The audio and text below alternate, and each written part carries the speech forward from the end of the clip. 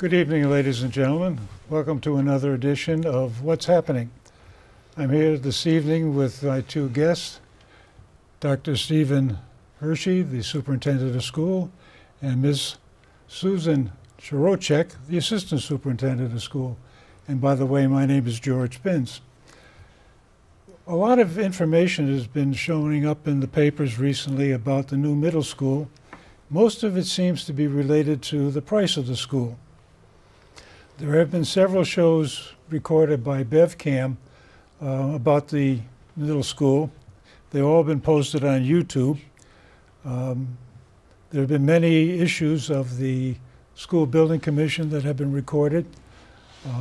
Mike Cahill, the mayor, Bryant Ailes, the finance director, and Scott Dunlap were hosted by Walt Kosmowski, and they talked about the middle school program. We had Dave Manzi on our show to talk about his issues relative to the middle school program. And although he raises a valid question of how did this $33 million program all of a sudden morph into $123 million, that's really a question for the school committee to resolve. And by the way, if there's some member of the school committee, either past or present, that would like to join us at the table some night, there's always room for them. The option for putting a middle school on the high school campus, that vaporized when they tore up 90 classrooms to build a parking lot. So that's not really a viable program. What gets lost in this exercise so far is that this is an educational program and there is an educational specification that goes along with the middle school. And the 5 through 8 program is going to be significantly enhanced when you start to bring in subject-specific teachers, especially in STEM, which is science, technology, engineering, and math, and CTE, which is career technology education, what used to be called the old shop courses. So setting the stage for this thing, I think recently Beverly High School was rated as an A by a group called NISH, and that put them at number 87 in the state of Massachusetts as far as the top schools go. You start parsing that data and you find out that, yeah, it's a combination of many events. And they were rated, Beverly High School was rated as an A+ for extracurricular activity, but they're only rated as a B for academics. And you start to look at other ratings of the Beverly High School, like U.S. News and World Report, and they point out that Beverly is 21.7 on what they call their College Readiness Index. And according to U.S. News and World Report, the gold standard on college readiness starts when you achieve a 52.43 College Readiness Index. So basically, I think there's some room for improvement in the educational system. This same niche group rates Briscoe at 148 out of the 266 middle schools in the state. And what I'm thinking is that there should be a synergy in this, in that if there is a significant improvement in the middle school program with the change to a 5 through 8, then the high school starts at a better level and they can progress much farther, much faster. Now, in spite of what Scott Dunlap, the architect on this program, is saying about how significant the architecture is relative to the educational program, I'm in the old school of Louis Sullivan, that form follows function. And the function that we're trying to follow is the ed spec. Now, the superintendent, the mayor, and the chairman of the school committee went to the MSBA early on and made a presentation of our ed spec. And you came back with a very glowing story of very much so. How much the MSBA appreciated. So what was in that program that they really liked? Well, I think some of it's in the program, but some of it is also that the Massachusetts School Building Authority has changed their process. And their process has changed to something that they say a little more elegantly. However, it's exactly what you just said. So form should follow function. So a great amount of the work this past year, in fact, most of the work this past year has been around designing the robust educational program that we want to have for kids. And then the design itself took the back seat until we had a good understanding of what we were trying to accomplish for kids, and then was designed around that. So that is probably the most important piece that MSBA recognized, is that we spent a lot of time on the educational program. We had a very clear understanding of the fact that we needed STEM spaces, the fact that we needed to have the ability for kids to be in a project-based learning environment, and to have space available for the project-based learning environment, because we believe that as you take a look at what's the best assessment tool to tell what kids have learned, it's how do they have a project that can demonstrate what they learned, as opposed to just regurgitating facts or understanding content. It's the ability to actually show that, and you can't do that without the space to be able to do that. And so a lot. Before we get too much further, you and I have had this discussion several times, and I understand what you're talking about, but could you elaborate on what project-based learning is, and what do you mean by STEM spaces? What does this really turn out to be in a school that doesn't exist in Beverly right now? Right. I think the interesting part is that the work that was done to provide clarity and focus as to what that would look like and what we wanted for our students was done in a way where we engaged the staff at the building. And one of the things that we had to challenge them with was, we're asking you to think about a program that's not restricted by the current facility that you have. So we needed to start there. Taking a look at the kind of learning experiences they wanted students to have in their classrooms. They wanted them to be based in real world problems. That's really what project-based learning means. It means taking what we're learning and not ignoring mastery of skills, but embedding the mastery of those skills in real-world problems so that they have context and so that they have meaning. And so it allows for students to kind of open themselves up to explore more deeply concepts and ideas that they may not have done before when they were in a more structured, traditional type of a learning environment. But it doesn't ignore the same expectations of mastery and the same expectations of meeting the standards. So, curiously enough, today across the web came a piece of the new generation science standards, and they were talking about exactly that issue, about more real-world math problems. And the example they used is, the kids are asked, if you went out to buy 47 watermelons, unless you're running a store, who's buying 47 watermelons? It doesn't fit. And this gets into one of my other issues, that the rest of the curriculum has to blend in with this new STEM program. And there's a website called Qurora that I'm very fond of. They raised the question of, would The Martian, which is a new book, be appropriate for a middle school? And obviously you're not familiar with it, but it's sort of like a replay of Robinson Crusoe, except the lead character is played by MacGyver. And one of my favorite shows. Well, and it really comes down to that kind of a thing where, for some reason, this guy got stranded on Mars all by his lonesome, and he's trying to survive until they can come back and get him. And for me, from a mathematical point of view, there's an awful lot in the front end of this story that's all proportional reasoning, doing everything on ratios. I got so many pounds of food, and I want to eat so many calories a day, and how many days can it last? Kind of thing. So the whole story goes through this. So this is the kind of thing that I would like to see in the middle school. Of course, the problem with the book is the explicatives are not deleted. There's an awful lot of words, times the word shows up that begins with F and ends with UCK, and it's not fire truck. So this gets to be one of the other issues I'm concerned about, is how politically correct is the middle school going to be? Could you get away with something like that? Is it tolerable? I think what you're talking about is, when we think about evaluating our curriculum, we want to make sure that whatever curriculum we choose and whatever opportunities or problems that we present to students, that they're in keeping with what we would want them to look at and explore. But more importantly, when we look at project-based learning, I think we want to make sure that students have the collaborative skills, the communication skills, the evaluative skills that they need in order to work in that kind of an environment. And I think one of the things that we found that happened with the work that we did on the ED program for the new middle school is it had this, this doubling effect of it trickled down to the elementary school. So now the elementary staff was looking at how are we preparing students, and the high school staff was looking at how are we preparing students. So I think that's important. We've approached this as a pre-K-12 opportunity.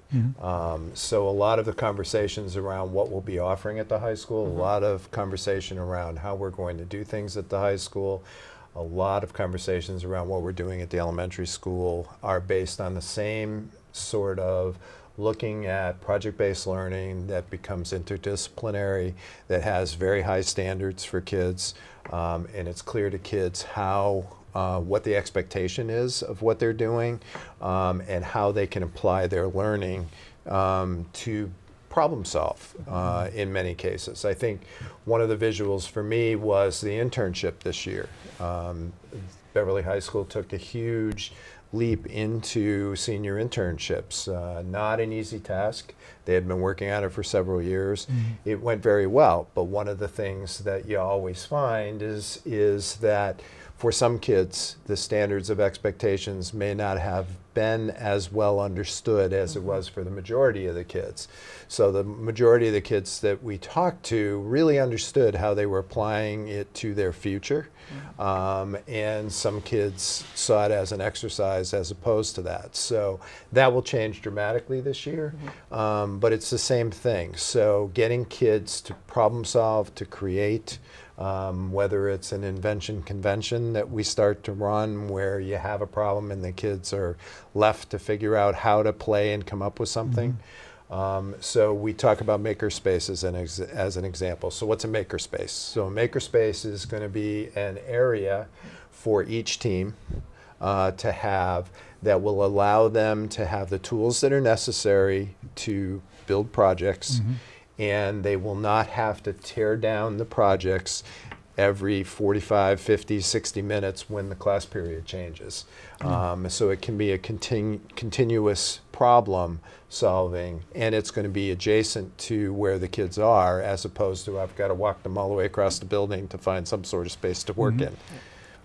Could we get the control room to bring up slide number 4, please?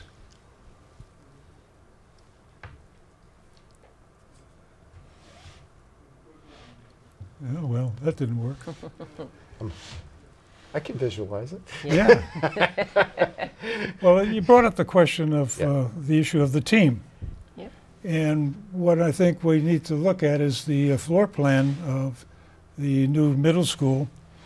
And it shows that on the north side of the building, you got 3 fingers sticking out that represent about 125 kids in each one, all in the same grade on a given floor.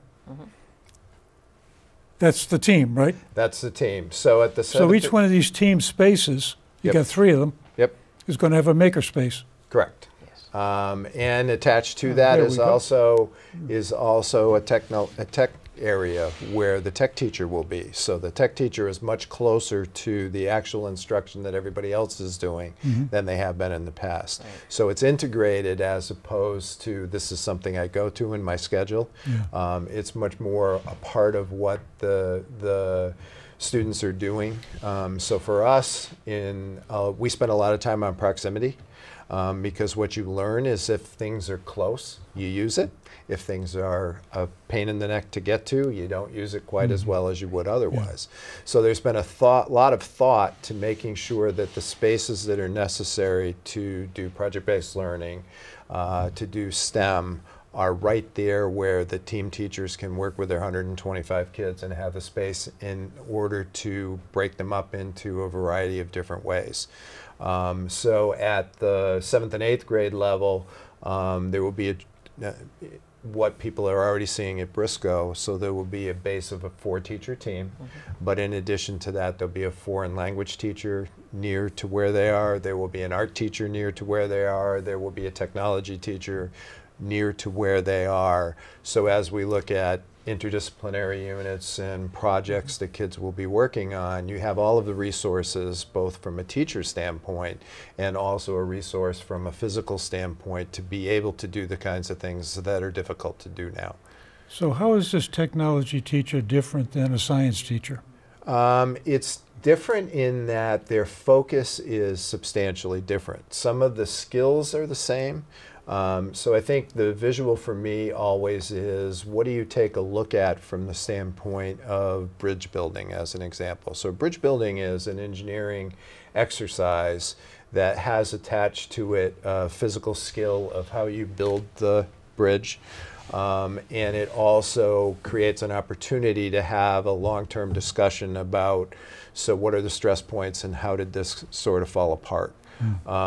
So from the standpoint of what we used to have, which is wood shop and metal shop, we're really moving into a different age. And this really moves our education into a different age, where it's about design, it's about engineering, it's about understanding how the science that I learned here comes together with the mathematics here, and then create something that solves a problem. So is this technology teacher like what you would call a career technology education teacher? Is that the same thing? If you put the word new on the front of career technology teacher, the answer would be yes. Okay. So a lot of what you see from the standpoint of what tech schools are moving to at the high school, and also comprehensive high schools, are doing, is it's really much more of a STEM focus, where there's an engineering, math, science, and technology all wrapped into one in whatever specific program that they're doing. The real difference is here is kids haven't made decisions about where they're headed yet at the middle school. So we're looking at a much more generic approach to it, rather than saying that this is going to be your focus on agriculture, or this is going to be your focus on biology, or this is going to be your focus on health careers. It's more about, so what are the tools I need to be able to do to make the right decision? Because one of the things that we know, and we had some statistics for the area, is that without a STEM background now, kids are not going to be competitive for high-paying jobs, because high-paying jobs are all going to have a very strong STEM focus to it. And so those skills are from what important. I've been reading, if you do not reinforce that STEM interest at the middle school level, by the time the kids get to the high school, they've lost that interest, and they get too far behind to catch up. And one of the advantages of picking up the 5th grade is that the kids in elementary school are extremely curious. And so we want to make sure that we're capturing that curiosity in the 5th and 6th grade as the kids move in, and then give them the opportunities to expand on their curiosity. We actually had a meeting today with the leadership team, and we talked about one of the things that education over history hasn't talked about. But trial and error is actually a very important part of learning. And yet, if we don't give them opportunities to create, opportunities to apply their learning, then they're not making the mistakes that they need to make so that they can learn from it. Well, when you get into engineering, it's build it and break it, build it and break it, build it and break it. When it stops breaking, you throw the drawings over the wall in manufacturing and produce it. And you get into the land of computers, and you're solving your mathematics by algebra, linear algebra, and in a lot of cases, it's an iterative solution. You just keep trying solutions until you get closer and closer, and then you have to make the decision, how close is close enough. We really saw an upswing in that level of curiosity, which I love that word, but we spent, this year, we had STEM teachers at the elementary schools, and we brought in a kind of different focus into what science than we had had previously, and the interest level and the excitement and the energy around some of the work that they got to do in those classes really exploded. And I think we found that we were really engaging students that we might not have been engaging as effectively over the last few years by reintroducing that look. And I think as we produce that energy and that interest as they head into middle school, and then we have a programming in place at the middle school with space available to foster some of that curiosity and that natural exploration that they want to do, and that no fear of failure built in already. They're not afraid to try and try and try again.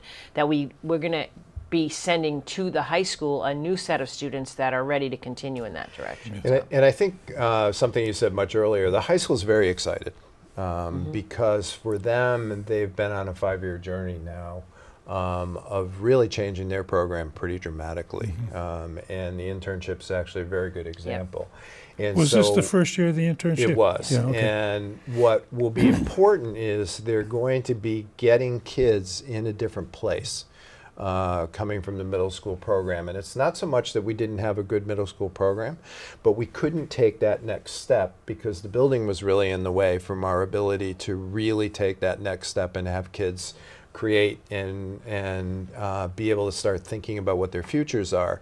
So it really, and actually to quote Sean, it really allows the high school to spend much more time on career readiness, because by the time the kids get to them coming out of this 5 through 8 middle school, the kids are going to have a path that they're really seriously thinking about now. Yeah. So the focus on career readiness becomes much easier for the high school to handle, and they're prepping to be able to do that. And the elementary school is the same thing. I mean, we moved over to STEM specialists this year in the elementary school because we had some opportunities, and it's had an impact.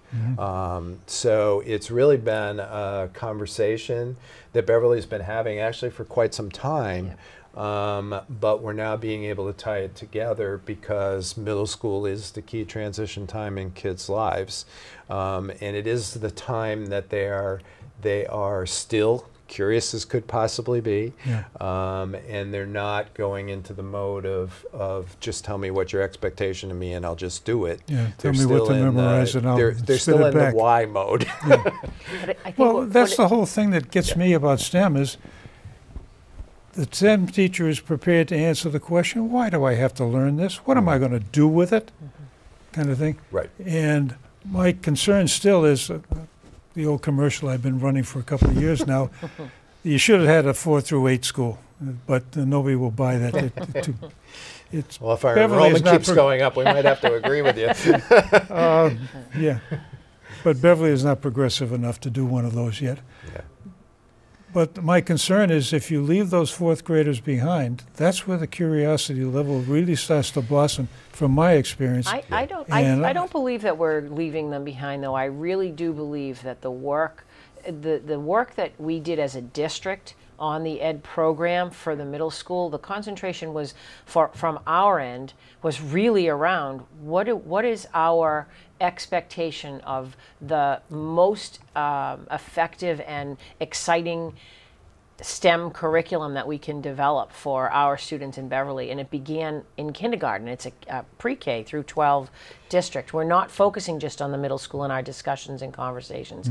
They really are reaching down into the elementary school. The elementary schools are retailoring spaces within their buildings as we speak as learning commons and maker spaces so that they have a place to do this work. And I think that's an important part to this, is that the 5 through 8 provides us some relief at the elementary school that allows us to have spaces for them to be able to do what they know they want to do. So at this stage of the game, I think we recognize that you need to have the right kind of spaces. I am still concerned about the design that we have right now, that I don't see anything in there labeled as CTE labs. Yeah, you'll probably never see them called CTE labs because those are high school terms. So this will really be about the design of the room. So What are you going to do in this lab that's almost like Right. satisfies my concern for CTE? Well, my problem is I want a robotics lab, but Right. Okay. we will have a robotics area. But what will really be there is the tools that middle schools typically don't have. For instance, what kind of tools? Well, It's not going to be a shop course with a big drill press. No, it's not going to Okay. be a shop course with a big drill press. But the screwdrivers and the wrenches and the equipment that's necessary to soldering put a irons. robot together. The soldering guns. We'll see, maybe. A lot of the middle school robotics is Lego robotics, Yeah. so you don't have to do the soldering. I think for us to take the next step, we may want to have some ability to do some soldering. I mean, obviously, it'll have to be under a really controlled yeah, environment, yeah. but certainly that's an opportunity. You know, kids working with different materials, I think, is important, and understanding why you choose one material versus something else as you're putting something together. How But the about 3D robot- printing? Yeah, 3D printing, absolutely. That's part of the design. That's part of the thought process that we have right now. Yep. I would expect probably one in every one of those rooms. We actually have a 3D printer at the high school, Yep. and one of the elementary schools is picking one up now as Yeah. well. So it's a huge opportunity for kids to create and then see the results of what they've created. So we're running down the time clock right now in that we've had a hell of a lot of fun tonight. Yeah. I put the bite on you again to come back and we can talk about it some more because, I mean, this is a big here a expenditure lot. for the city Yeah, I agree. of Beverly. Yep. And I think in order for people to buy into this idea of spending, the new number is $111 million right now, got to have some confidence that we're really going to get something for our money. Yep. And I think the synergy between an improved educational program at the middle school level, reflecting into what you can do at the high school you couldn't do before.